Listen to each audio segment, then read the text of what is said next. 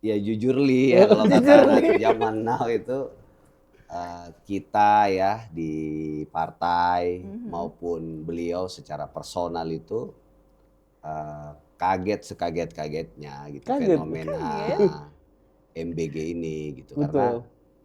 dan waktu peaknya lagi tinggi banget itu kan Bang Bahlil lagi di Lagi di haji. Iya, Haji lagi ya? haji. Iya Lagi benar-benar haji, benar-benar. gitu. Kita kan kalau notifikasi medsos kita sudah rame sudah mules kan. Karena awal-awal ketum MBG ini Mas Bahlil Ganteng ini kan negatif banget tonnya kan. Betul. Kan awal-awal beliau jadi menteri ya, Betul. jadi ketum partai Betul. ya. Itu pasti rame dan negatif kan. Ya kan baru beberapa bulan ini aja cukup berimbang ya.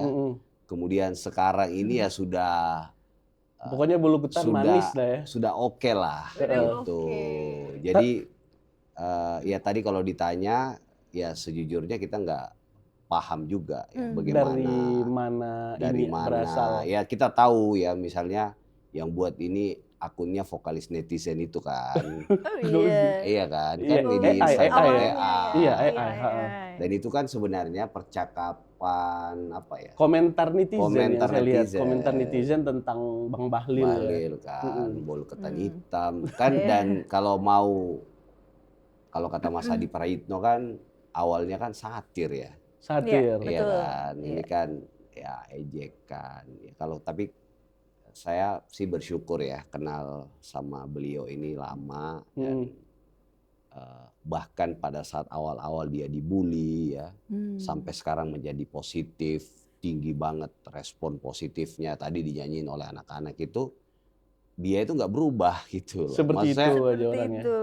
Ya dihina dia santuy aja, sekarang positif banget di apa namanya orang disanjung di mana-mana. Sampai anak kecil ya. Sampai anak kecil tahu dia juga tetap begitu aja, santuy aja.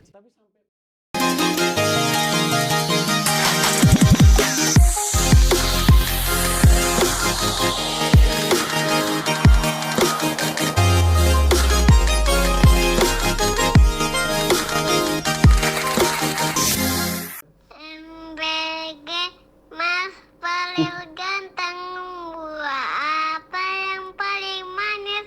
Buah lil. Itu siapa sih? Ini ponakanku.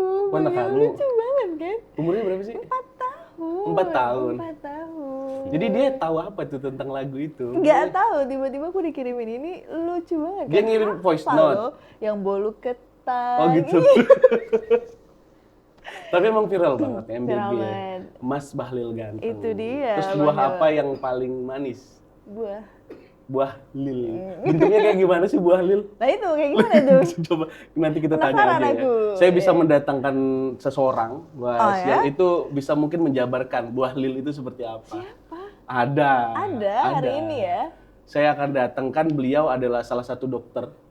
Dulunya dokter gigi. Sampai sekarang masih aktif belajar di magister kesehatan. Oh gitu. Iya, masih aktif belajar, menerbitkan kurang lebih 20 judul buku. Buku? Betul. Dan sekarang dia orang yang paling dekat. Oh gitu. Jadi apa hubungannya? Dengan bolu ketan. Oh, bolu ketan. Ya. Oke, mau penasaran nggak? Siapa? Bang Aris. Abang aja. Assalamualaikum. Abangda bukan? Abangda. Abangda, ya. Iya, waalaikumsalam. Ya, Bang dulu Da. Kanda, sekarang Kandanya udah sama Bang Bahlil, jadi Sekarang Abangda. ya, Kanda segala Kanda. Mantap. Abangda. Boleh. Bicara Apa tuh? masalah bolu ketan, bicara masalah MBG, buah yang paling manis kita tanya. Nah, itu tuh gimana sih, Bang? Langsung aja. Langsung aja. Ntar dulu dong. Langsung juga boleh, Mas. Ya, Penasaran. boleh. Soalnya sampai ponakannya ini Bang Arif. Ini anak-anak ini apa ini? Fenomena apa ini sebenarnya? Iya. Ya jujur Li ya kalau kata anak zaman now itu kita ya di partai maupun beliau secara personal itu kaget sekaget-kagetnya gitu Kaget? fenomena MBG ini gitu. Betul. Karena dan waktu peaknya lagi tinggi banget itu kan Bang Bahlil lagi di haji. Iya, lagi haji. Iya, Lagi benar. haji, gitu. Kita kan kalau notifikasi medsos kita sudah rame, sudah mules kan. Karena awal-awal ketum MBG ini, Mas Bahlil Ganteng ini kan negatif banget tone-nya kan. Betul. Kan awal-awal beliau jadi menteri, ya, Betul. jadi ketum partai, Betul. ya. Itu pasti rame dan negatif kan. Ya kan baru beberapa bulan ini aja cukup berimbang ya. Kemudian sekarang ini ya sudah Pokoknya bulu ketan manis lah ya. sudah oke lah gitu. Jadi ya tadi kalau ditanya ya sejujurnya kita nggak paham juga ya bagaimana dari mana berasal. Ya kita tahu ya misalnya yang buat ini akunnya vokalis netizen itu kan. Iya kan di Instagram AI. Iya, AI. Dan itu kan sebenarnya percakapan apa ya? Komentar netizen yang saya lihat. netizen. Komentar netizen tentang Bang Bahlil. Bahlil kan, bolu ketan hitam kan. Dan kalau kata Mas Adi Prayitno kan awalnya kan satir ya.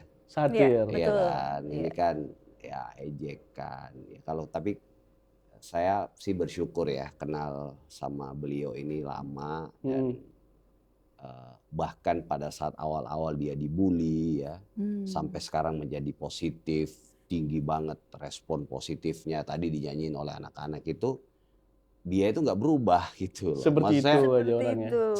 Ya dihina dia santuy aja, sekarang positif banget. Di apa namanya orang disanjung ngefans, di mana-mana. sanjung, Sampai anak kecil ya. Sampai anak kecil tahu dia juga tetap begitu aja, santuy aja. Tapi sampai Pak Jokowi loh notice Bang. Pak Jokowi. Pak Jokowi, Raffi Ahmad. Bikin konten gitu ya. Iya. Tapi apakah ini ada semacam apa ya domino effect dari apresiasi di mana Kanda kita ini berhasil menahan harga BBM itu. Sepertinya dari sana kalau saya lihat. Ya tadi ya, memang hidup beliau ini kan sejak kecil itu selalu dipandang sebelah mata. Betul. Ya. Underestimate orang-orang ya kan. Ya kan sejak di Papua dia hidupnya jualan apa ya? Jualan susah ya. Kue ya. Sampai jadi sopir angkot. Sopir angkot. Itu kan kalau kita lihat perjalanan hidup itu, bahkan ya kalau saya ikut sama beliau kan sejak ketua HIPMI ya, bahkan sebelum ketum HIPMI itu ya seperti yang banyak di pidatonya itu kan, dia dipandang sebelah mata. HIPMI ini cuma buat orang kaya atau orang yang punya nama belakang ya kan. Ini relevan juga nih sama menjelang Munas HIPMI kan. Tapi kan beliau selalu menunjukkan dengan performa kan. Gitu. Begitupun ketika dia masuk jadi kepala BKPM yang akhirnya dia jadi menteri investasi kan, berhasil memperjuangkan badan menjadi kementerian. Itu kan prestasi di lembaga itu. Dan dia juga buat banyak legacy, warisan di situ, ya kan. Sekarang akhirnya jadi Kementerian Investasi dan Hilirisasi itu kan juga hasil jerih payah seorang Bahlil Lahadalia. Di awal dia dibilang kepala BKPM investasi itu ya karena urusannya luar negeri harus bisa bahasa Inggris misalnya. Sementara menteri-menteri atau kepala sebelumnya kan dari Harvard. Betul. Dia ini dari di Papua sana kan. Bahasa Inggris kayak kita dari Indonesia Timur ini udah pasti gelagapan ya. Betul. Udah pasti susah lah ya. Tapi alhamdulillah dia selalu menjawab tadi dengan performa ya, dengan hasil kerja. Jadi begitu dia pindah ke Kementerian SDM kan, Kementerian SDM kan juga nggak sembarangan orang-orang di situ kan. Betul. Gitu kan. Orang yang ini kemudian jadi nasib seorang Bahlil Lahadalia ini ya seperti itu. Dia selalu dipandang sebelah mata, selalu di underestimate, tapi di ujung atau di tengah perjalanan itu dia berhasil membuktikan bahwa apa yang menjadi keraguan publik, apa tadi itu segala macam itu ya tidak terbukti dengan kinerja dia. Nah makanya tadi pertanyaan Jawel, ya saya kira itu ya fenomena ini kalau aku bilang ini rezeki kanda soleh ya, rezeki anak soleh ya, kita bilang bang, abang ini waktu beliau di sana maupun kemarin pulang itu kita sambut ya kita bilang ya ini membuktikan bahwa haji kanda Bahlil itu mabrur. Mabrur. Tanda bayangin loh dia belum pulang loh. Belum pulang waktu itu udah viral. Dan rame viral sekali itu. Iya, di mana-mana dan sampai sekarang belum dapat ya Bang ya? Siapa? Ya, belum datang sih vokalis netizennya ini. Padahal mau diajak ngopi kan. Gitu ya? Belum ngaku ya Bang. Oke, mudah-mudahan melalui kasih tahu kita bisa mencari siapa yang menulis. Ngaku. Bang Jawel jangan-jangan. Karena suka AI banget Bang Jawel. Oh iya, nanti kita praktekkan bagaimana cara membuat lagu My Bolu Ketan, MBG. Oke, berarti langsung ke Bang Arif Rosyid. Nah, ini tuh yang Bang Arif ini kan dulunya seorang dokter ya.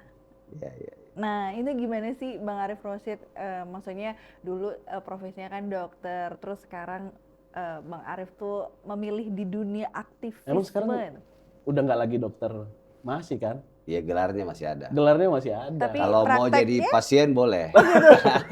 Ini serius? Oh iya. Nggak bisa. Cabut satu gratis satu. Oh iya. Iya kalau mau. Jadi 2 dong cabut. Tapi kayaknya rekam jejak Bang Arif sama ya dokter gigi. Ada itu konglomerat Indonesia tuh dokter gigi juga loh. CT. Oh. Ya, kalau CT punya bank, kalau saya pernah jadi komisaris bank. Nah, sama sebenarnya. Mudah-mudahan nasibnya sama. Nanti bikin lah Bang Arif. Amin. Bang Arif. Iya.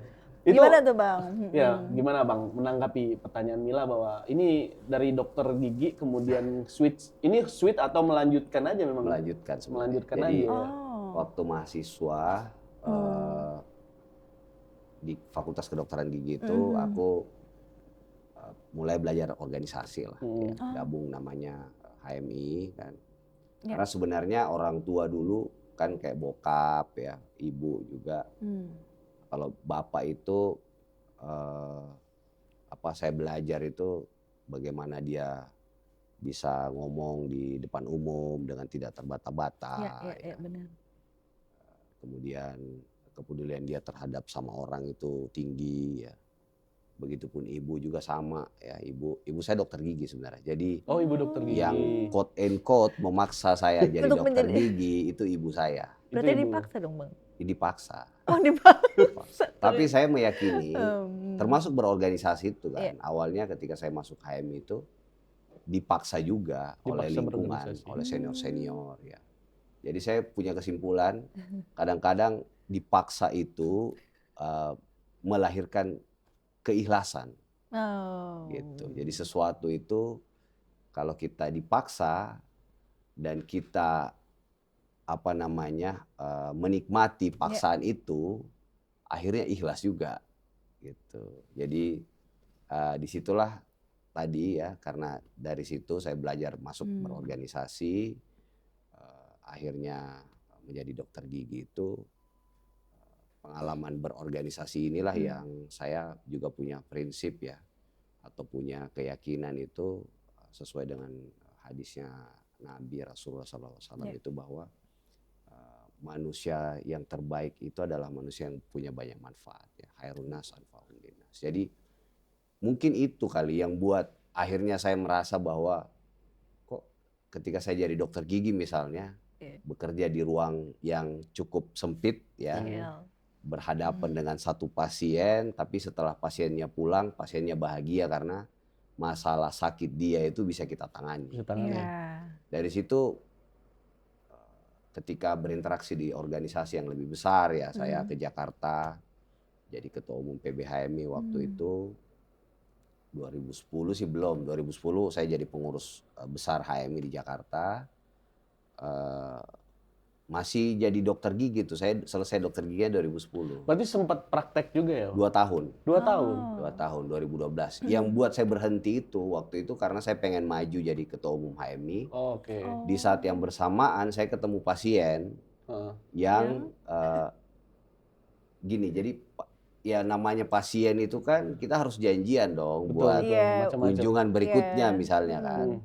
Nah pada saat kunjungan berikutnya itu saya nggak bisa gitu. Oh. Nah Kenapa, disitulah ya kan tadi saya pas aktifnya di HMI aktif. dan saya tuh pada saat belajar berorganisasi ya menikmati itu saya selalu punya apa ya, kalau ada keputusan-keputusan misalnya apakah ini menguntungkan diri saya pribadi atau menguntungkan buat orang banyak, saya akan selalu mendahulukan kepentingan yang lebih luas ya. Misalnya waktu saya jadi mahasiswa harusnya saya udah bisa sarjana 3 tahun gitu. Tapi teman-teman saya minta saya jadi ketua BEM waktu itu. Wah, itu pasti. Jadi saya nunda kuliah saya 9 bulan. Saya nunda kuliah 9 bulan cuma buat jadi ketua BEM.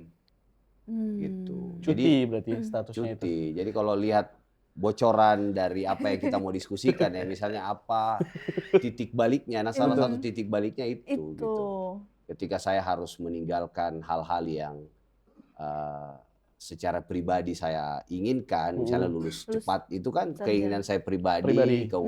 Harapan orang tua saya, tapi kepentingan yang lebih luas meminta untuk menunda itu, ya saya harus mengambil itu.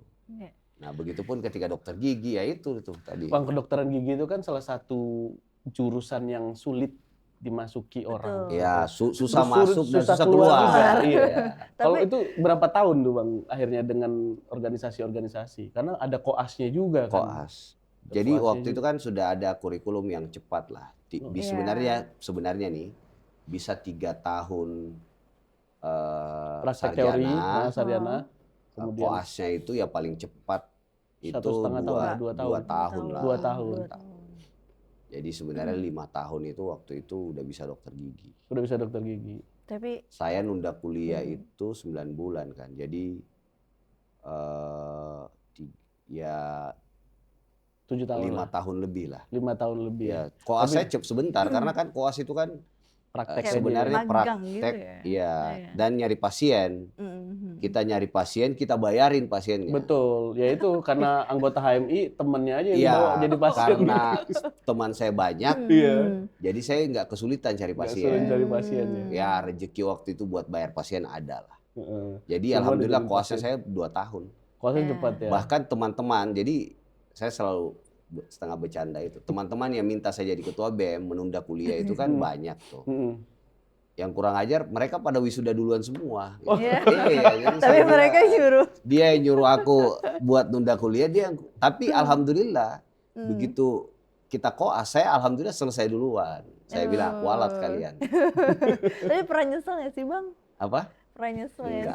Enggak ya. Jadi ya kita kan hidup itu kan semua di sini juga saya berkesimpulan ketika belajar berorganisasi kan apapun keputusan kita itu pasti ada apa ya, ada dampaknya ya, ada manfaat mudaratnya. Nah, disitulah kita memilih. Yang manfaatnya lebih besar yang mana, yang mudaratnya. Nah, itu kan dan selalu kan hidup itu punya konsekuensi ya. Betul. Gitu. Jadi ya kita juga harus bisa menerima apapun konsekuensi dari pilihan itu. Resikonya. Jadi pantasan sih Abang cocok jadi politikus Bang. Kenapa? Karena naluri melayani udah lahir dari. Iya, dari ketua ya dari bangku kuliah lah Oke. Bang, artinya itu untuk menjadi ketua PBHMI itu pengurus besar. Jadi kalau kita ngomongin adalah HMI itu adalah sebuah negara itu udah presiden. Presidennya HMI. Iya, udah bicara karena memimpin. Ya kan semua HMI ada di organisasi salah satu organisasi kemahasiswaan yang terbesar saat ini. Terbesar dan tertua. Iya, dan tertua juga. Dan kemarin habis ngerilis film juga kan Bang. Iya. Kita sempat menonton sejarahnya. Nah, berarti kan Bang Arif sudah mengalami menjadi seorang presiden. Oh iya, minimal presiden HMI dulu nih kan. Dalam pikiran Abang, artinya kan semua orang boleh bercita-cita. Semua orang boleh bercita, boleh bermimpi. Jadi karir ini kan kalau saya bilang bahwa di dokter gigi, kemudian di bisnis, di profesional, abang ini kan sudah sangat mumpuni sekali gitu. Karir politik kan sudah mulai masuk ya, politik praktis ya dalam tanda kutip Betul. ya. Walaupun dalam setiap lini kan kita bicaranya kalau politik kan katanya seni kan. Seni. Iya. Hmm. Nah dalam politik praktis nih bang, karena kan abang sekarang lagi rame banget nih kan. Ada mimpi terbesar nggak sih bang mau di mana gitu? Kalau sudah pernah jadi presiden HMI, mungkin mau jadi presiden partai atau mau jadi presiden Republik Indonesia, boleh kan bang bercita-cita? Ya, jadi gini, saya dulu itu punya mimpi banyak gitu ya. Siap. Misalnya ya yang sederhana tadi kan, mimpi jadi dokter gigi ya. Tapi kan takdirnya beda. Takdirnya beda. Iya. Kemudian ya banyak lah ya. Nah dari situ saya berkesimpulan ya bahwa kadang-kadang kita itu punya mimpi ya, atau kita punya keinginan, tapi yang kejadian itu yang jadi takdir itu yang sebenarnya jadi kebutuhan kita. Nah sejak saat itu saya mulai menata mimpi-mimpi itu gitu. Jadi apalagi sejak di politik ya, kita juga kan harus realistis ya, harus kalau kata Ketum Bahlil, termasuk kan saya harus bilang bahwa saya akhirnya memilih berpartai itu setelah Ketum Bahlil atau Pak Menteri Bahlil ini masuk jadi ketua umum partai. Saya bilang dia salah satu inspirasi saya.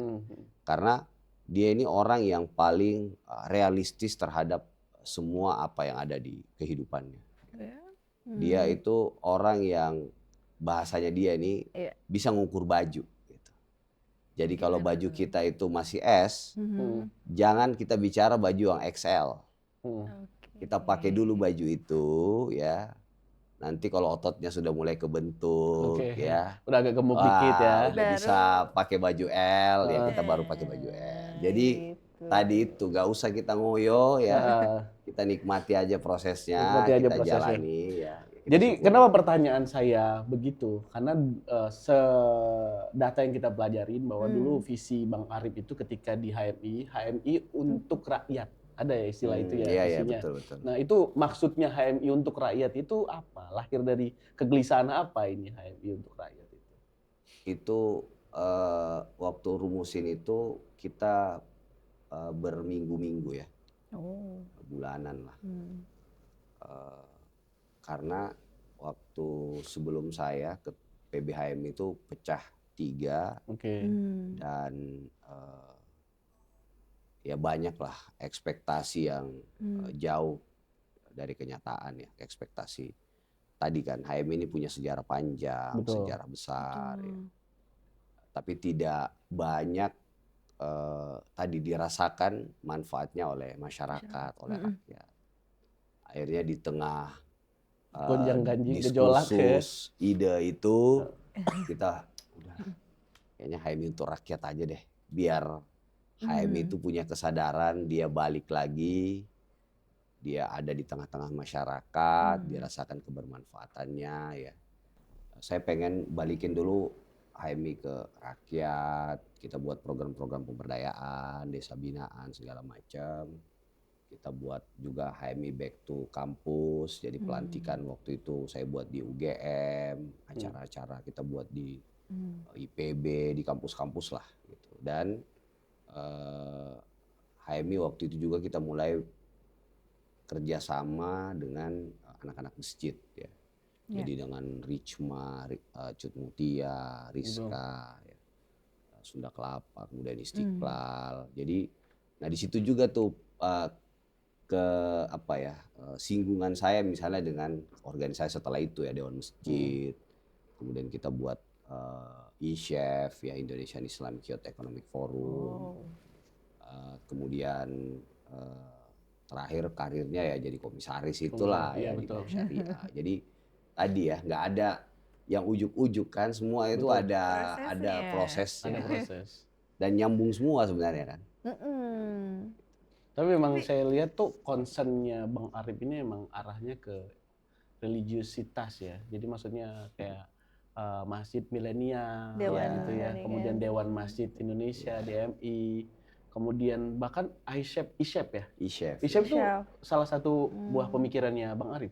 Ya bareng teman-teman ya. Teman-teman. Soalnya sampai sekarang ISHEP itu cukup terkenal di kalangan modest Oh, iya. fashion, kemudian anak-anak Oh, ekonomi syariah Itu yang punyanya beda. BSI. Itu kalau itu BI. BI ya. ISEF, ISEF lain lagi itu. Oh, beda ya? Tapi sebenarnya kita beberapa kali kerjasama sih sama ISEF itu. Jadi itu yang dibuat sama ISEF oleh BI, kita yang pakai Y itu youth ya. Beda berarti. Enggak Bang, Sebenarnya ini aku kan tuh kepo usianya loh. agak relatif masih muda. Iya, Seumuran maksudnya nggak sih lo? Berapa? Bang Arif 39, aku udah. Oh, masih di kepala yang sama kita tuh Masih di sebenarnya. kepala, iya loh, gak beda aja. Kita ini masih di kepala yang sama, Tapi Bang. salut loh, maksudnya kepo dengan kepemimpinannya Bang Arif, maksudnya di usia muda gitu kan, leadershipnya wow. Betul. Nggak mudah lah Bang Jamil. Ya, artinya sebenarnya yang perlu kita tanya, tadi kan sedikit sudah disentil sama Bang Arif. Kedua orang tua itu sangat mempengaruhi. Ya. Itu betul ya Bang Arif ya. Saya lihat bahwa ketika ibu pengen jadi dokter gigi ya, jadi dokter gigi, terlepas bahwa selesai tugas menjadi yang lain kan itu udah amanah pemilihan itu. Nah, itu yang lu harus tanya. Bang Arif ini seberapa dekat sama ibu dan ayah gitu. Ayah ya Bang kalau dipanggilnya. Iya, bapak ya. Bapak. Ya namanya anak ya deket lah ya. Maksudnya, baru nggak deket ya ketika saya hijrah ke Jakarta Ya aja. tapi ya tiap pagi ya sering teleponan sama ibu. Alhamdulillah kan masih pada sehat-sehat lah. Alhamdulillah Jadi, ya. belakangan juga kan saya bolak-balik saya selain pengurus partai di DPP, pegang sekolah partai. Terakhir juga dikasih tugas itu jadi pengurus di Sulawesi Selatan. Jadi ya itu kesempatan saya buat dekat lagi lah sama bapak ibu. Tapi sempat kecewa nggak Bang Arif ibu? Kecewa apa? Karena kan maunya Oh, jadi iya, dokter gitu. Kenapa? Jadi Sempat kecewa nggak? Karena kan maunya mau jadi dokter gigi. Oh gitu, oh ibu.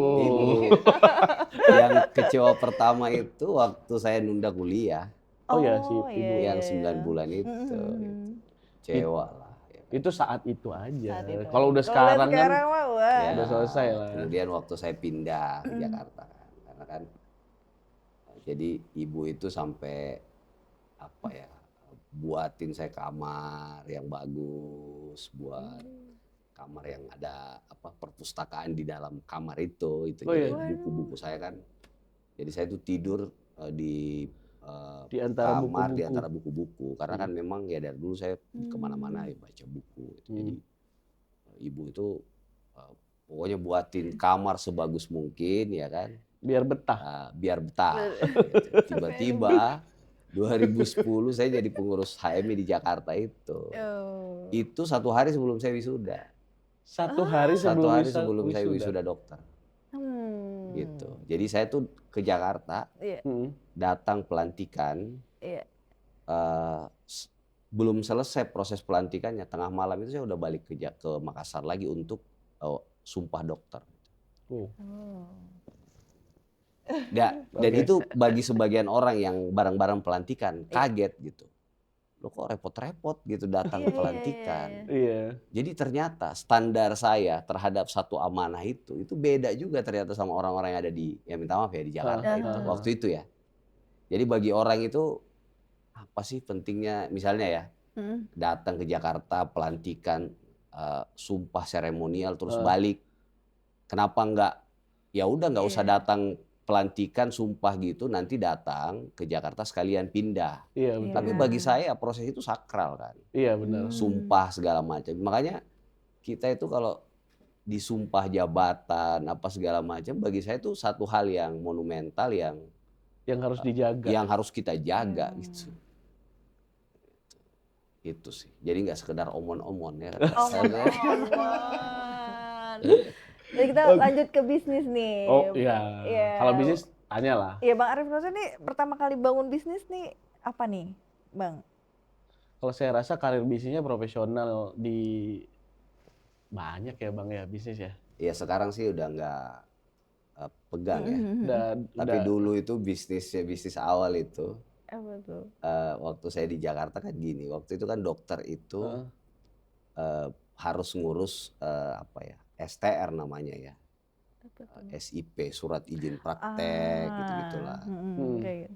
Jadi harus ngurusnya itu di Jakarta semua waktu itu. Iya. Ya, SIP-nya sih di Di- PDG setempat gitu, tapi ngurus apa surat STR ya, apa sih kepanjangannya lupa. Jadi Itu ngurus di surat Jakarta. apa izin kita jadi dokter gigi segala macam itu dulu kan di Jakarta semua, di waktu itu kampus di Trisakti sama di Hang Jebat ya kalau Hang nggak salah. Jebat. Kemudian pindahlah konsil kedokterannya itu di Menteng. Jadi waktu itu saya ngurusin tuh teman-teman yang di Makassar yang nggak bolak-balik ngurus ya di kan. sana. Saya bilang boleh ngurus tapi nggak tambahin Iya. 100-150 Jasa ribu kan? jasa. Jasa.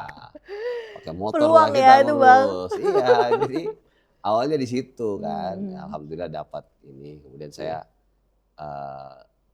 karena waktu itu masih praktek, saya diminta bantu oleh senior jadiin satu praktek dokter gigi, praktek personal itu jadi klinik. Waktu itu awal-awal BPJS lah. Jadi saya ngurusin lah izinnya apanya. Alhamdulillah waktu itu langsung dapat kita. Dan klinik itu jadi klinik percontohan lah. Se-Indonesia. Kalau percontohan BPJS pertama berarti se-Indonesia itu. Se-Indonesia. Gitu. Bang, kalau saya lihat tuh Bang Arif itu tuh paling jago di desain ya. Ngedesain sesuatu, mengkonsep sesuatu, pokoknya jadi lah gitu kan. Mulai dari gerakan mahasiswa, kemudian gerakan pemuda masjid, dan beberapa event, saya suka perhatiin tuh Bang, event Abang di Masjid Cut Mutia. Abang katanya sekarang masih jadi salah satu bendahara, pengurus ya? Pengurus dulu. Pengurus. Periode ini baru ganti di Sunda Kelapa. Oh sekarang udah di Sunda Kelapa. Di Sunda Kelapa. Kalau Cut Mutia ya saya berkawan aja. Jadi awal-awal saya jadi kenal teman-teman aktivis masjid itu di Ramadan Jazz Festival waktu itu. Iya betul, Ramadan ya, kita Jazz. kolaborasi waktu itu. Jadi Ramadan Jazz, saya bawa HMI-nya, kita bilang gimana Ramadan Jazz Festival ini ada manfaatnya buat orang lain. Kebayang nggak sih konser jazz di bulan Ramadan tapi di masjid, di halaman masjid. Itu teman-teman sih, tapi itu legacy mereka. Saya masuk waktu itu dorong agenda kebermanfaatannya. Waktu itu pas lagi ada bencana kalau nggak salah di Aceh. Jadi semua keuntungan itu seingat saya itu didedikasikan buat bantuan itu. Buat bantuan Aceh itu. Nah, jadi maksud saya di sini adalah sebagai leader ya? Bukan, desainer kalau saya bilang. Bang Arif ini lebih ke desainer, ngedesain something lah. Termasuk juga membangun sesuatu. Betul, betul. Ya. Artinya kalau saya mau bertanya sebagai orang awam nih, Bang, itu untuk bisa ke tataran berpikir bahwa sesuatu itu bukan hal yang sederhana atau meraih sesuatu itu bukan hal yang simpel, tapi perlu didesain dengan baik. Saya mau bertanya, itu saya harus mengawali dari mana ketika saya mau berpikir sesuatu yang besar?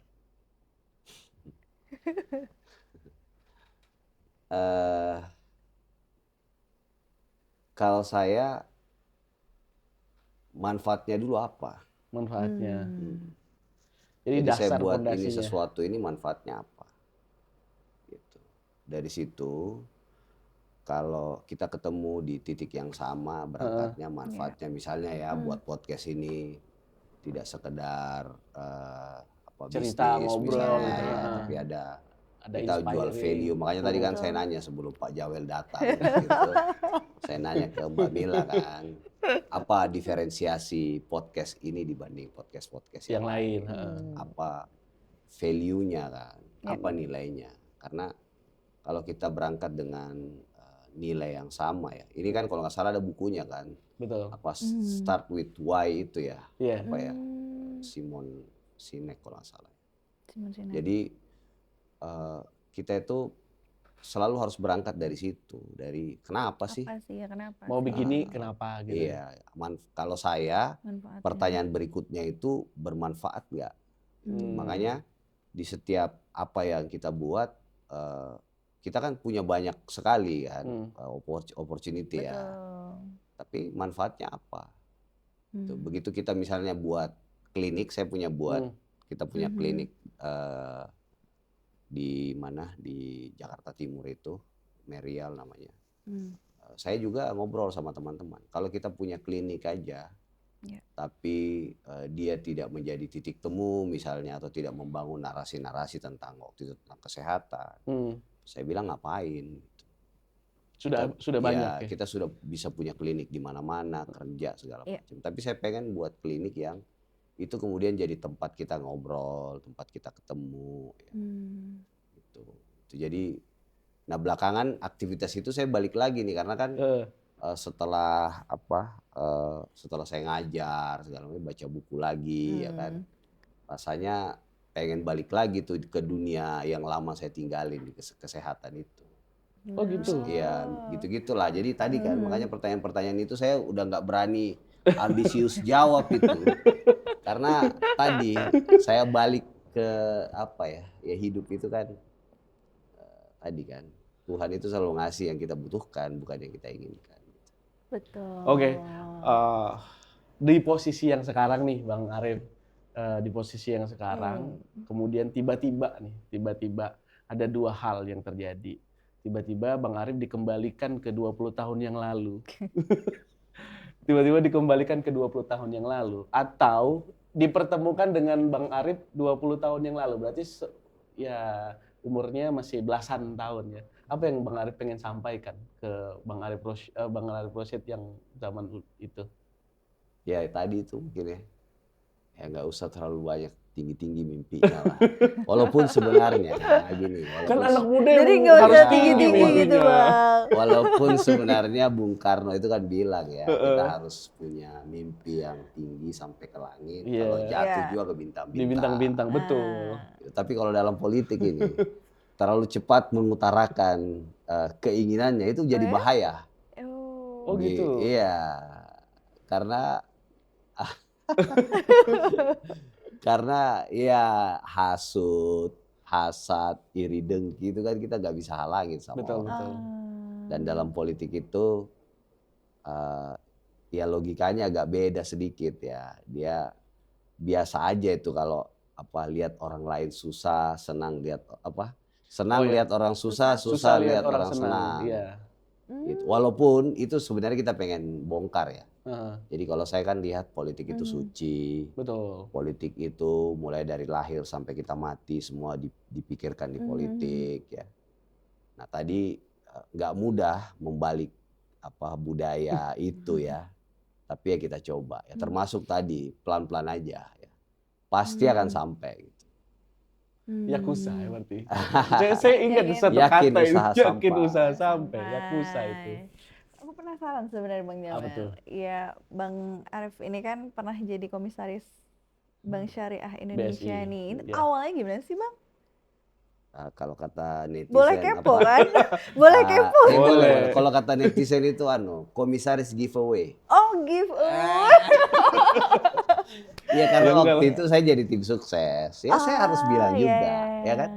Kita tim sukses menang. Dilihatlah profilnya tadi kan. Profilnya kan Mas Kinerjanya JDMI. juga. Iya, sih. oleh Pak Erik. Oh, Pak Erik. Anak ini cocoknya di sini. Oh. Gitu. Jadi ya saya mau bilang juga ya bahwa kita itu nggak boleh tabu ya atau nggak boleh iri kalau orang berjuang dalam politik kemudian dia dapat sesuatu. Betul. Itu hak orang itu. Iya, Gitu. Karena sudah bekerja keras. Bekerja kan, Bang? keras. Iya. Dan kan politik itu ya seni untuk punya kekuasaan. Ya, tapi yang problem kalau kita sampai di titik itu, kemudian kita nggak melakukan apa-apa. Yes. Ya alhamdulillah saya jadi komisaris BSI, kita punya banyak legacy lah di sana. Ya. Bank baru ya waktu itu ya Bang? Waktu itu kan saya Bank Syariah Mandiri dulu. Oh lalu BSM dulu. habis itu jadi Bank Syariah Indonesia. Iya. Oh Kan iya. waktu itu problem komunikasi ya. Merger Waduh, ini ya Bang. serangan-serangannya Iya, juga iya, nggak betul. mudah. Saya Ada yang ingat banget. bilang ini bank apa tuh namanya? Bank rentenir lah, apalah. Tapi kan kita lawan semua orang-orang yang gitu. Iya. Kemudian pada saat Aceh gabung semua bank konvensional gara-gara konun itu kan. Betul. Ya saya hampir tiap bulan 2 kali ke sana. Cuma buat bantu komunikasi di sana. Kita punya waktu itu program talenta wirausaha. Di sana ya. Kita punya waktu itu akhirnya punya grup head sendiri tentang Islamic ecosystem dan seterusnya. Jadi ya itu yang kita deliver gitu ya. Jadi walaupun dia giveaway dan hadiah politik, tapi kan apa yang kita bawa, nilainya apa kita ada di situ. Bertanggung jawab lah Bang. Tanggung jawab. Ketika di giveaway ya. Betul. Gitu Bang Joel. Sebenarnya nggak giveaway juga sih, Bang. Iya kan? Ya kan ini kata netizen. Iya, betul. Bahasa ini lagi. Iya, itu bahasa netizen. Gengsi. Tapi sebenarnya ya banyak hal juga, termasuk salah satu ya saya ingat banget ketika BSI pertama lahir kan ada satu organisasi besar yang duitnya paling banyak Ya, itu kan juga.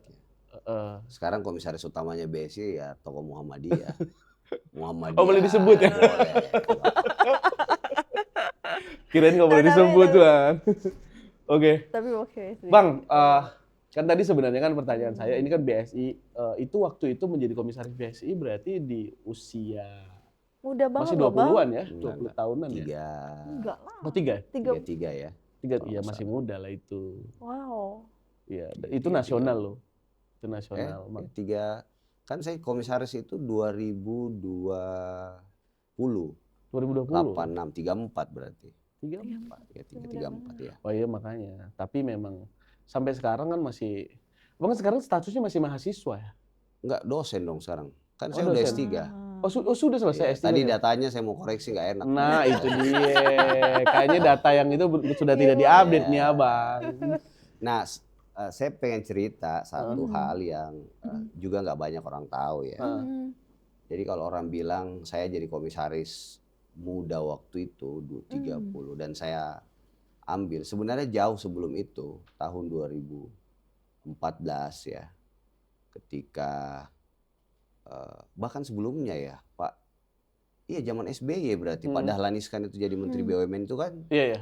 Zaman Pak SBY. SBY ya, 2013 kan. Iya. Saya waktu itu CV saya udah diminta buat jadi komisaris. Usia saya berarti itu 2013 berarti 86, 20 berapa? 26 ya, 26. Wow. Jadi komisaris waktu itu anak perusahaannya Pelni. Pelayaran. Gitu. 26 Bang.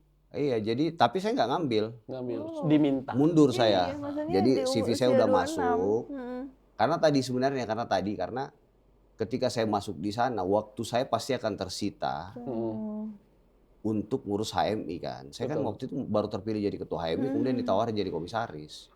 Kalau HMI itu Mungkin pengurusnya- gajinya lumayan kan, dan itu sangat membantu saya waktu itu. Tapi kan ini soal prioritas, soal tadi kebermanfaatan ya. Bagi saya, kalau saya harus membagi waktu di saat saya baru jadi pimpinan organisasi, itu pasti saya kan kalau ngambil pegang satu amanah itu nggak tanggung-tanggung lah. Ya. Gitu. Jadi saya pasti bakalan setengah hati di keduanya, gitu. Betul. Setengah waktu juga.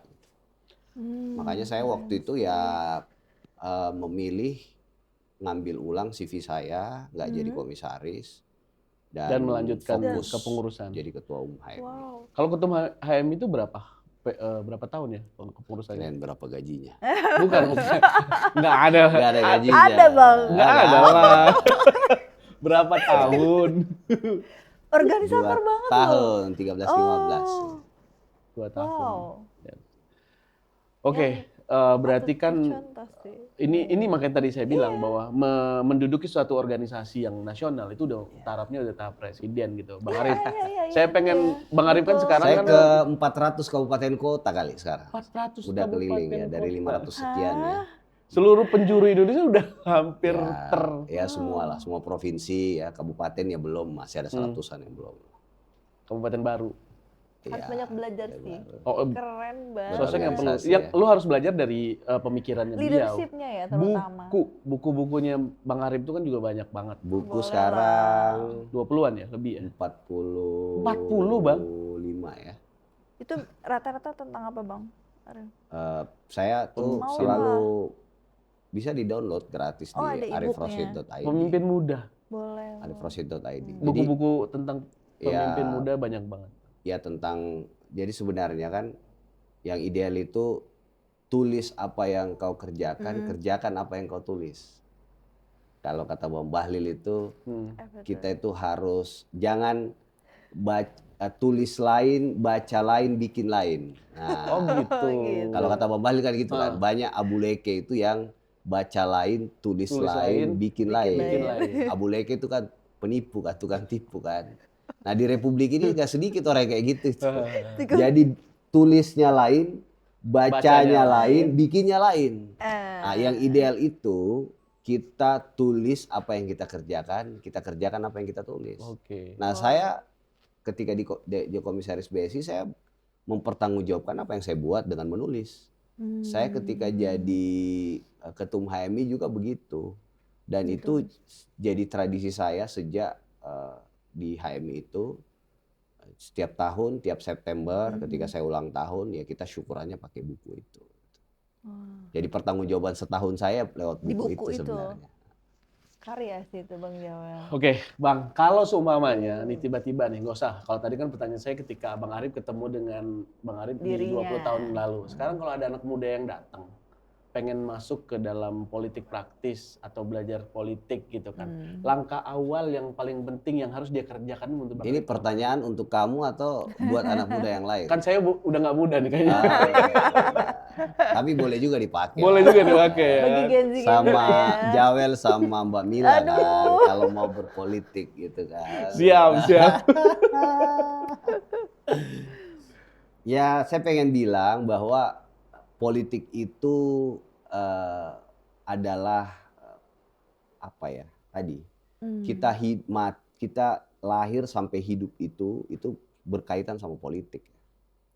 Jadi makanya kan ada satu pepatah itu yang bilang buta terburuk itu buta politik. Buta terburuk itu buta politik. Oh ya? Gitu. Jadi ya bolehlah kita punya aktivitas macam-macam, tapi kita nggak boleh nggak ngerti politik. Lebih bagus lagi kalau kita jadi pelaku gitu. Karena dengan kita jadi pelaku, kita bisa memastikan apa yang idealnya harus dilakukan. Jadi anak-anak Gen Z ini kan atau Gen Alpha atau generasi milenial ini kan selalu mereka jengah terhadap situasi politik kita. Mereka kadang marah di sosmed ya, karena mereka bosan ditipu mulu segala. Nah kalau kita bosan ditipu mulu, ya saatnya kita masuk ke dalam dan do something gitu ya. Jangan kita lanjutkan jadi penipu kan di situ kan.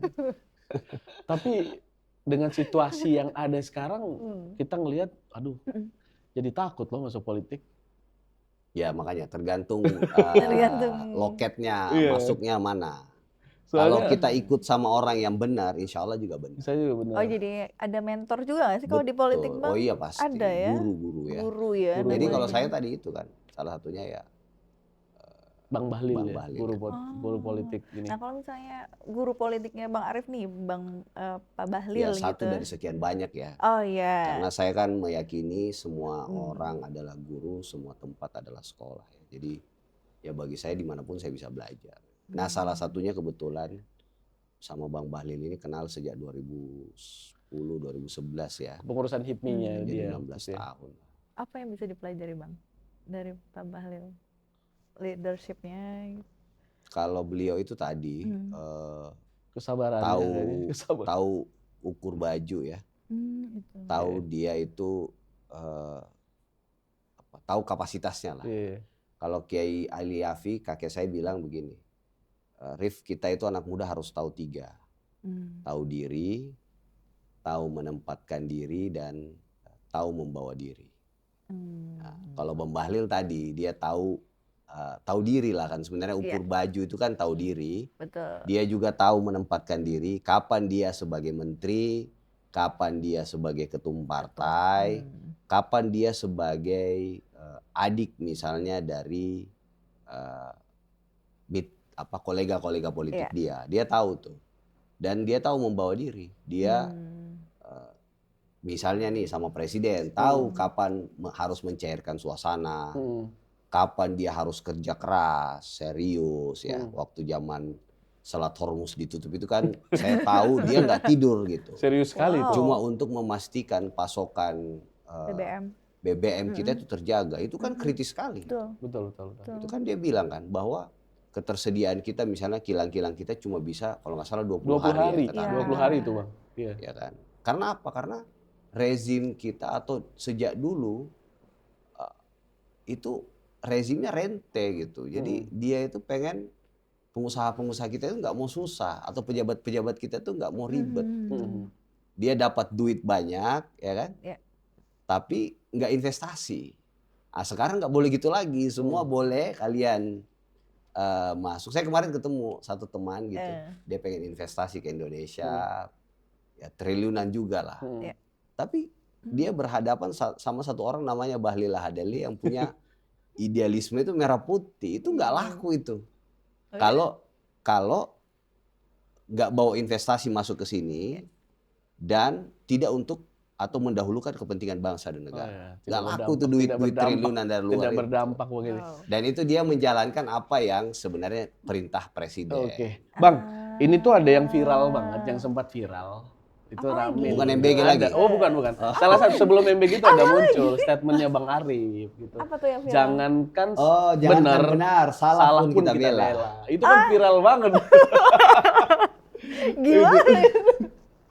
Jangankan benar, salah pun kita bela. Ini sampai MUI tanggapin. Oh gitu. Iya. Ini rame kalau salah nggak boleh dibenar-benarkan katanya. Salah ya. Itu katanya sampai keluar hadisnya kalau nggak salah ya. Beda hak dan batil. Gitu. Oh, wow. Jadi gini, saya pengen bilang bahwa kalau kita ada dalam satu organisasi ya, atau sebuah bangsa atau sebuah negara itu, di dalam itu kita boleh mengkoreksi habis-habisan. Bahkan berantem kita berantem. Di internal. Di internal. Tapi ketika kita di luar, itu harga mati, itu kita harus saling bela. Gitu. Jadi itu punya mekanisme. Itu kayak di dapur Bang. Gimana itu? Kayak di dapur kita di belakang udah. Oh iya, soalnya Gontok-gontokan. chef ya, chef. Iya. Semua kebun binatang kita bisa ucap, lempar piling, tapi di depan harus manis. Karena yang kita Serve ya. sajikan Kita makanan serve harus ya. terbaik kita sajikan. Ya begitu. Jadi kayak berarti. gitu ya Bang. Gitu. Jadi ya kenapa negara kita dijajah ratusan tahun? Kan divide et impera. Betul. Karena kan sebenarnya itu kan kita itu diadu domba itu. Iya. Jadi diadu domba itu kan karena itu tadi kita bicara semaunya kita. Padahal kan bicara itu juga harus ada batasnya kan. Iya. Gitu. Nah termasuk dalam konteks itu sebenarnya saya kan ngomong itu di depan teman-teman yang bertanya tentang Golkar, kader orang Golkar juga. Jadi saya bilang ya kita membela ketum kita sebagai marwah organisasi itu nggak boleh kita setengah-setengah. Tapi di dalam ya saya nggak usah cerita lah. Ya, saya sama abang ketum, kanda ketum ini juga ya nggak banyak, nggak sedikit yang saya misalnya beda sikap, beda pandangan. Tapi kan itu selesai ketika kita ngomong. Tentu caranya tidak sekasar yang lain. Ya, kita kan juga punya strategi atau komunikasi kan. Kita kan tahu kapan abang ini pusing, nggak boleh kita kasih info yang pahit-pahit. Ya kan? Tapi kalau dia lagi happy ya kita mau kasih tahu bahwa ya jangan terlalu berlebihan happy-nya. Ada fakta yang begini nih, ya kan? Tapi kan itu saya nggak mungkin buka di banyak orang kan. Betul. Gitu. Ini politik banget. Lo harus belajar. Aku terkesima karena kan aku, aduh wow. Coba gitu lu tanya pandangan 5 tahun ke depan Bang Arif. Iya, 5 tahun ke depan Bang Arif nih kira-kira mau seperti apa sih? Asik. Baik, maksudnya gini. Kalau 5 tahun itu enggak dong, hitungnya dari sekarang. 2029. 2026, 2029, enggak 5 tahun. Ya 2029 Bang. Maksudnya untuk Bang Arif sendiri, pribadi atau untuk organisasi Partai Golkar? Ya buat saya harapannya ketum itu kan pengen jadi ketum Golkar, pengen nambah kursi. Kursi di DPR RI kan. Dan implikasinya kan ke DPRD kabupaten kota. Buat saya harus nyalek ya. Saya harus menjadi bagian dari food gather itu. Saya harus kalau bisa insya Allah ya kita bisa ikut tambah kursi, Iya. ya kan. Tentu kan tambah suara juga ya, di parlemen makin banyak. Jadi itu ya buat presiden ya sejauh ini Partai Golkar itu juga sama ya, dia punya komitmen buat mendukung Presiden Prabowo 2 periode ya. Jadi ya saya kira itu sih yang apa namanya yang akan terjadi di 2029. Akan Yang terjadi akan di- terjadi. Berarti udah di Iya. ini loh, udah di spill. Nyalek ya bang, bukan Iya. eksekutif ya, Iya. legislatif ya. Ya kan setelah itu kan kita nggak tahu penugasan partainya apa. Kita tetap ngikut arahan Kalau Kanda. Ya, kan? kalau sudah jadi pengurus partai atau orang di Iya. partai itu kan nggak boleh lagi ada keinginan pribadi ya. Oh, iya. Atau boleh ada keinginan pribadi tapi dia harus kalah sama keinginan kolektif. Jadi nggak ada tuh visi Arif Roshid di partai, nggak ada. Yang ada visi partainya apa berdasarkan arahan ketua umum. Ya. Kita sebagai kader, sebagai jamaah ya. Kalau dalam sholat itu kan harus tahu diri, Harus ngikut imam. harus ikut imam, ya kan? Nggak boleh mendahului Nggak gerakan boleh, imam bahaya ya. itu bid'ah itu, batal sholatnya. Ikut komando nggak sih bang? Iya, iya. Kayak tentara ya. Ikuti Oke, arahan. Bang, dari seluruh pengalaman hidup nih, panjang nih proses yang abang lalui mulai dari karir profesional sebagai seorang aktivis, dokter, kemudian sekarang di dunia politik. Sebenarnya definisi sukses menurut Bang Muhammad Arif Roshid Hasan itu seperti apa, Bang? Iya, bermanfaat ya buat banyak orang. Sukses itu bermanfaat ya. Jadi ketika kita dikasih, kan Tuhan itu nggak bakalan pernah salah kasih amanah ke orang. Hmm. Amanah itu akan semakin, saya lihat lagi nih Bang Bahlil. Jadi amanahnya itu semakin kesini semakin besar ya. Ya karena dia bisa bermanfaat lebih luas gitu ketika dia dikasih satu amanah. Jadi ya begitupun saya ya. Saya sampai di sini kan di usia yang masih relatif muda ya. Ya itu tadi mungkin karena ketika kita dikasih satu amanah, kita bisa menjalankan amanah itu dengan baik. Misalnya kita nih dikasih satu amanah, kita bisa bermanfaat buat 10 orang, sukses nih bantu 10 orangnya. Ya tentu Tuhan akan bilang, oh anak ini kalau dikasih 10 bisa dikasih 15 dong. Ya udah dikasih 15 lagi, habis itu dikasih 20, 30 orang, 40 orang, memimpin 50 orang, 60 orang. Jadi ya di situ. Jadi ya kita sukses kalau kita bisa bantu banyak orang. Kalau pengusaha ya berapa pekerjanya? Iya, berapa karyawannya? Berapa ya? karyawannya? Berapa karyawannya? Kalau politikus polisinya ya. Berapa orang yang kita bisa dorong menjadi pemimpin politik? Ya. Bang Rip, sebentar. Saya tuh waktu kan kita pernah bekerja bareng. Saya kan pernah dukung Bang Arif ya waktu itu yang di TKN Pantai. bos disebut. Boleh disebut. Oh iya boleh. Prabowo, boleh lah. Boleh.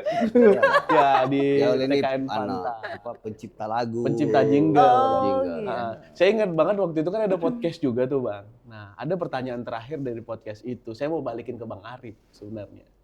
Seandainya waktu itu pertanyaan saya ditelepon oleh Bapak Prabowo untuk menjadi seseorang, menjadi menteri atau menjadi apa, kira-kira posisinya apa yang saya inginkan.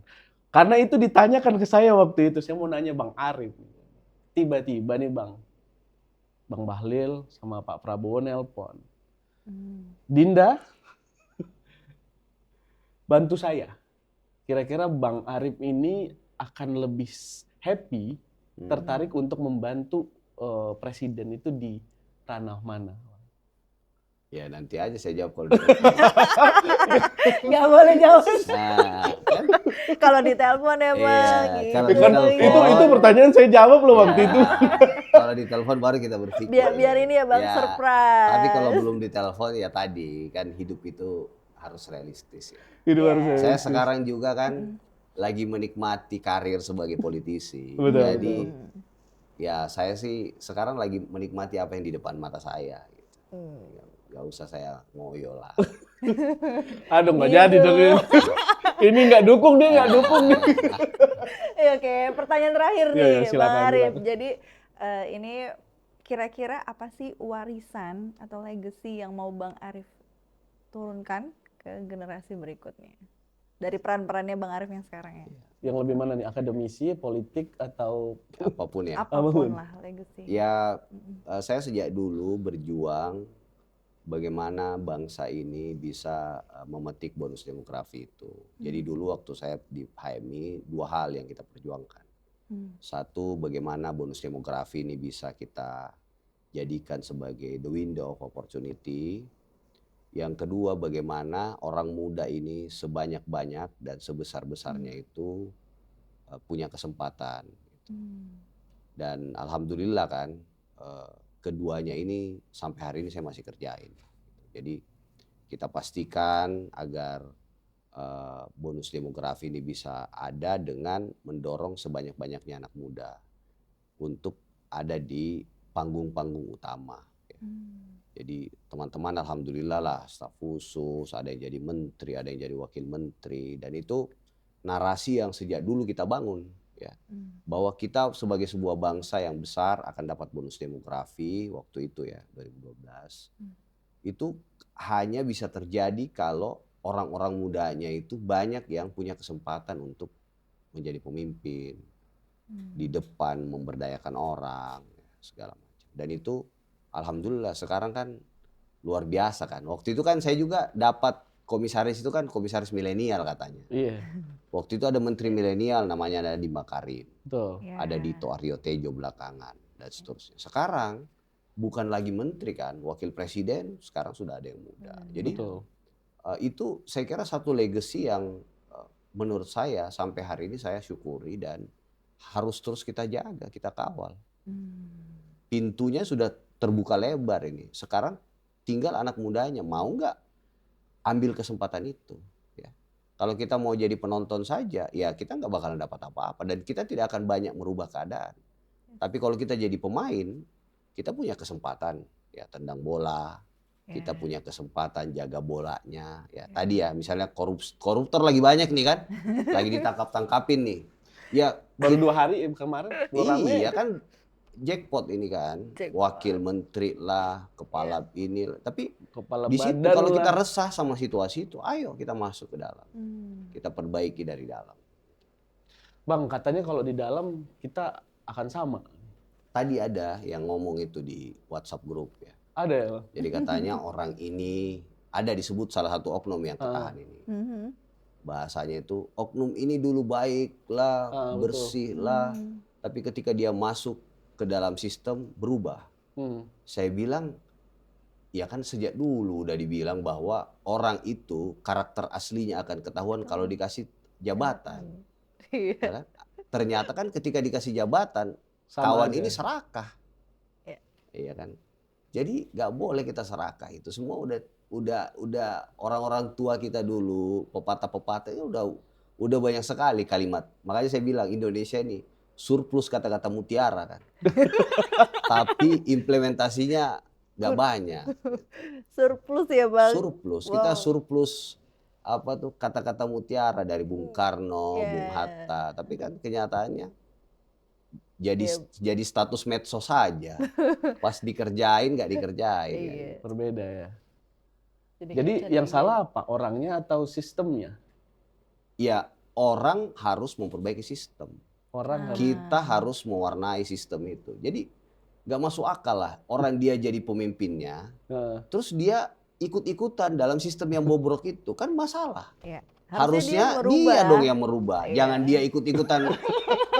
Oh enak juga jadi menteri, kita cobain lah ya kan. Begitu dicobain manis kan. Wah kalau bisa saya bawa pulang itu 1 kantong kan. Jadi gitu, jadi nggak bisa kita itu kalau kita bicara sistem orang itu kayak telur sama ayam, nggak ada ujungnya. Ya kan? Nah, tapi orang-orang baik tadi makanya orang-orang baik ini harus masuk ke dalam sistem dan memperbaiki sistem.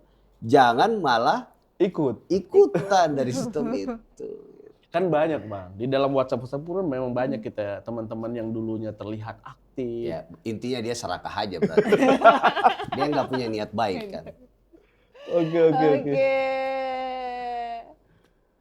Apa lagi Bang Joel? Enggak, kalau sama Ini Bang Arif udah- enggak udah- akan habis, iya, enggak nggak akan ada banyak. habis. Bang. Ya, Ini bisa. harus ada Nanti- sesi. Nanti kita Ya kita berguru lah. lain lagi lah. Kita Biar- berguru.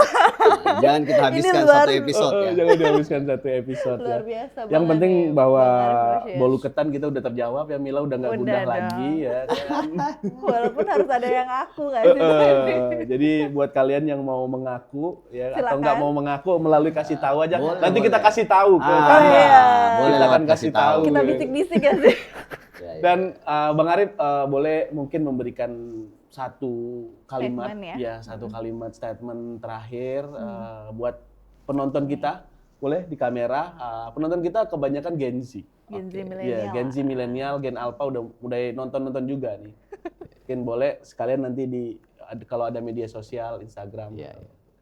Ya, tadi sebenarnya sudah banyak ya, tapi kalau mau dipendekin ya, jadi manusia itu tanggung jawabnya tidak ringan ya.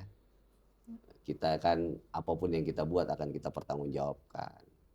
Nah, makanya selagi masih ada kesempatan, kita harus berbuat yang terbaik ya. Memberi manfaat buat 1-2 orang kalau bisa. Kalau lebih bisa lagi, lebih luas lagi, lebih bagus. Dan jangan tadi susah lihat orang senang, senang lihat orang susah. Hidup ini udah susah, jangan kita tambah susah. Jadi kalau kita nggak bisa kalau kita nggak bisa bantu, jangan mengganggu. Ya. Itu aja. Luar biasa. Instagramnya Arif Rashid ya. .id. .id, arifrashid.id. Nanti Jadi, kita jadi tampilkan di sini. kalau nggak bisa bantu, Ya, Nggak usah bikin ganggu. susah. Iya. Gitu, jangan gangguin aku. Kalau nggak mau bantuin aku, gitu nggak sih? Iya. Oke. Oke, terima Bang, kasih banyak. makasih banyak Bang Arif kehadirannya Rashid. ke sini. Inspirasi Mudah-mudahan habis ini banget. Mila join Ampi ya. Ditonton. Berwarna Sama, ya, sama kan? Joel juga ya. Siap. Dan Oke, kita sudah terinspirasi ya Iya. bicara masalah politik. Insightful lah. Sebenarnya masih banyak sih, masih banyak banget. Kayaknya saya berharap Bisa bahwa episode berikutnya. besok akan ada episode yang lebih menarik lagi dari sini. Kita mengulik lebih dalam Iya. dari Bang Arif Rashid, dan beliau adalah salah satu orang yang mungkin menjadi ya kalau dari Panutan sih, karena masih enggak, kalau muda dari loh, kemarin Bang. idola saya karena dia masih panglima muda banget. ketua, Kamsya. komandan ya. Terima kasih. Luar biasa. Oke, buat teman-teman kasih tahu yang ada di sana, yang ada di seluruh Yang di Indonesia, mana-mana, yang pengen terjun ke dalam dunia politik, ingat bahasa Bang Arif itu adalah politik itu sebenarnya bukan ruang yang jelek, yang bikin jelek itu adalah kamu sendiri ya. Kalau salah tempat, salah guru, dan salah menempatkan hati, gitu kan? Betul. Yang bisa saya simpulkan ya. Ngarang aja. Buat kalian yang pengen tahu Oke. siapa bintang tamu kita berikutnya, kemudian kita mau ngobrol sama siapa aja, yang pasti kasih tahu akan selalu memberitahu. Kasih Mengasih tahu lah ya. Iya, kita kasih tahu pokoknya urusan profesional, urusan Iya, bisnis, jangan lupa urusan. follow juga Cuman hari ini Instagramnya. kita belum Apa mengasih tuh? tahu siapa yang menulis lagu My Bolu Ketan. Ah. Iya. MBG. Mas Lagu Bala MBG ya.